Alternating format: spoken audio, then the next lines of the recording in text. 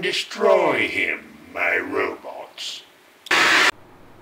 Okay, right.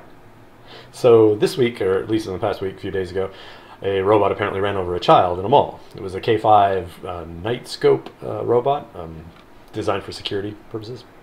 5 foot tall, 300 pounds. Anyways, some of the news articles caught my attention. No, the headings of the news articles anyway. I'd like to read a few of them just for posterity's sake. I think it's really quite humorous actually how they're inflamed. Shopping center security robot reportedly runs over toddler. Very calm. This was a different one. Security robot at U.S. mall knocks over toddler. I like that one. Then runs over him. Okay. Then security robot at Stanford shopping center runs over child. Mall robot security guard runs over California toddler. Parents watching horror. Security robot runs over their child. Oh dear. That's a little bit rough.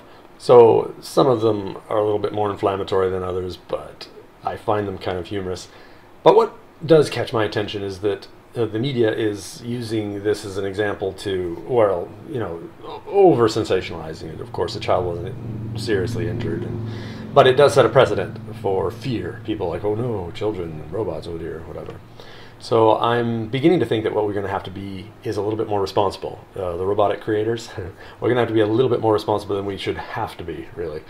In reality, you know, everything that is put out into society has risks, but for some reason robots fall into a different category. I don't know why, but the perception of people is that they are held to an impossibly high standard. They have to be perfect.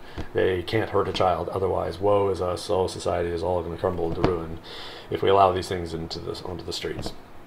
I don't think that's going to happen, but I think we do still have to understand that until people can start trusting these things. I think we just have to be more responsible as creators. Now, Knightscope Incorporated, I don't know for sure, but as all businesses, you know, corners can be cut, costs need to be saved.